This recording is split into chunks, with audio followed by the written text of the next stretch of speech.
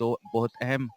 موضوع جن پہ حضرت علامہ اقبال رحمۃ اللہ تعالیٰ علیہ نے زور دیا، ایک تو خودی اور دوسرا انسان کامل کا تصور۔ جی، میرا جو موضوع ہے ایم فل اقبالیات کا، اس میں شیخ عبد القادر جیلانی رحمۃ اللہ تعالیٰ علیہ اور حضرت ڈاکٹر محمد اقبال کا نظریہ تصوف ہے۔ تو اس میں یہ موضوع ایک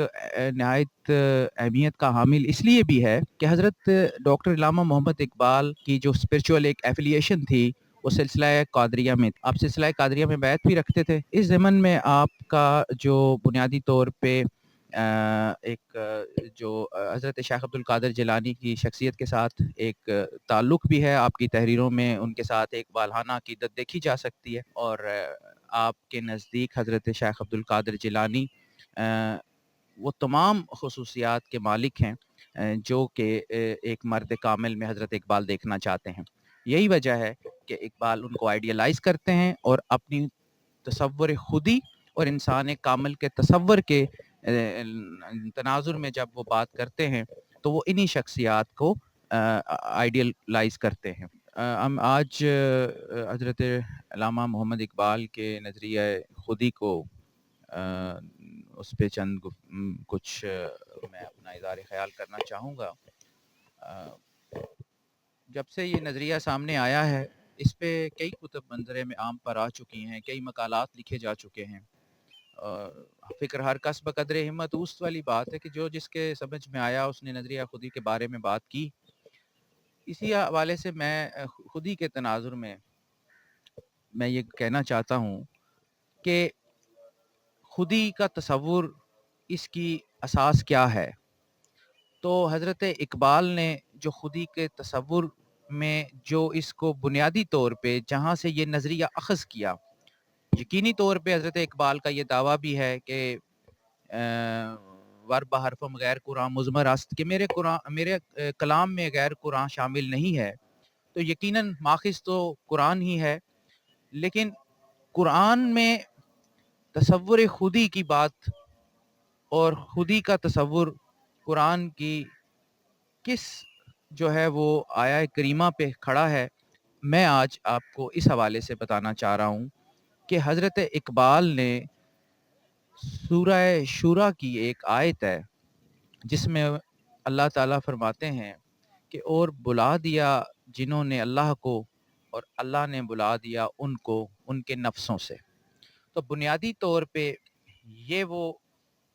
اساس ہے جس پہ نظریہ خودی کو حضرت اقبال نے قائم کیا۔ اب بات دراصل یہ ہے کہ حضرت اقبال رحمۃ اللہ تعالیٰ علیہ، آپ نے اسرار خودی میں اس نظریہ خودی کے حوالے سے جو گفتگو کی، اس میں آپ نے خودی کو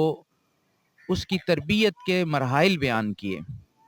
اور جو 3 بنیادی مراحل بیان فرمائے اس میں پہلا جو مرحلہ ہے وہ ہے اطاعت، دوسرا مرحلہ ہے نفس ضبط نفس، اور تیسرا مرحلہ جو آپ نے بیان فرمایا وہ ہے نیابت الہی۔ اب یہ 3 مراحل جو ہیں ان کو طے کرنے کے بعد جو وجود سامنے آتا ہے، اقبال رحم اللہ تعالیٰ علیہ اسے انسان کامل کہتے ہیں۔ تو بنیادی طور پہ جو وجود سامنے آتا ہے خودی کے جو یہ مراحل ہیں ان کو طے کرنے کے بعد، آپ اگر اسرار خودی کو دیکھیں تو جہاں پہ یہ 3 مراحل بخوبی طے ہوتے ہیں، اس کے بعد جو شخصیت سامنے آتی ہے وہ سیدنا علی مرتضیٰ کی ہے۔ آپ نے حضرت علی کرم اللہ وجہ کریم کے اسماء گرامی کی شرح لکھی ہے۔ اسرار اسماء حضرت علی کی شرح لکھتے ہوئے آپ نے بنیادی طور پہ بتایا ہے کہ ان 3 مراحل کو بخوبی طے کرنے کے بعد جو وجود سامنے آتا ہے وہ یہ کریکٹر ہے، وہ مثالی کردار جو معاشرے کو، یعنی انسان کامل یا جو مرد مومن ہے اس کے تصور سے روشناس کرواتا ہے۔ تو یہ ایک اہم بات یہ ہے کہ حضرت شیخ عبد القادر جیلانی کی جو میں آپ سے آغاز میں بات کر رہا تھا، جو میرا موضوع بھی ہے، اب حضرت شیخ عبد القادر جیلانی کے جو نظریہ خودی کے ساتھ کیا ربط ہے اور کیا تعلق ہے، میں اس پہ ذرا روشنی ڈالنا چاہتا ہوں۔ آپ حضرت علامہ ڈاکٹر محمد اقبال رحمۃ اللہ تعالیٰ علیہ، آپ نے بنیادی طور پہ 3 جو مراحل بیان کیے ہیں خودی کے، آپ اگر ان مراحل کو سامنے رکھیں اور سیدنا شیخ عبد القادر جیلانی کی جو تعلیمات ہیں ان کو اگر سامنے رکھیں تو آپ کو بخوبی اندازہ ہوگا کہ یہ وہی انسان کامل کا تصور ہے جو شیخ عبد القادر جیلانی کی صورت میں حضرت اقبال دیکھنا چاہتے ہیں. ٹھیک، تو حضرت اقبال کے نزدیک شیخ عبد القادر جیلانی ہوں، حضرت سیدنا علی المرتضیٰ ہوں، جناب حسن حسین ہوں، یا دیگر کوئی بھی صوفیہ میں حضرت عطار ہوں، رومی ہوں، سنائی ہوں، وہ سارے وہ لوگ جو اس کرائٹیریا پہ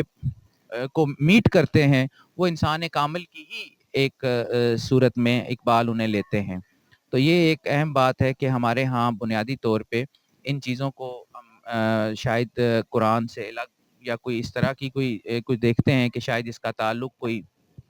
مغربی کسی فلسفی کے ساتھ ہے، تو ایسا ہرگز نہیں ہے. علامہ اقبال کا تمام تر کلام جو ہے اس کا ماخذ اور اس کی روح جو ہے وہ قرآن ہے اور اسلام کی تعلیمات ہیں.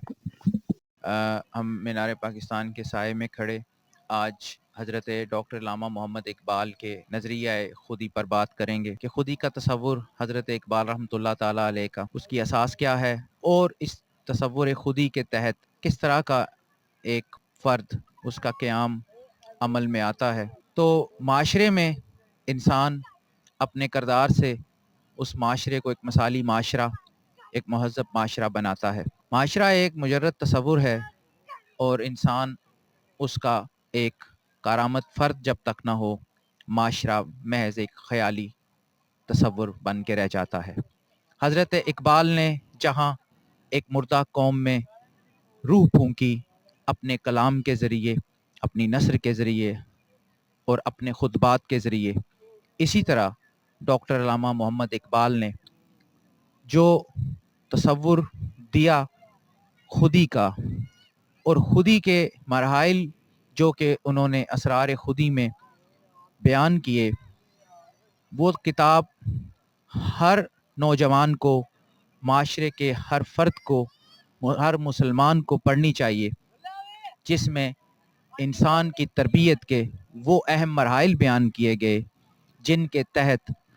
ایک انسان معاشرے کا کارآمد فرد بن کر ایک اہم رول ادا کر سکتا ہے. فرد قائم ربط ملت سے ہے، تنہا کچھ نہیں، موج ہے دریا میں، بیرون دریا کچھ نہیں. ہر انسان معاشرے کا ایک نہایت اہم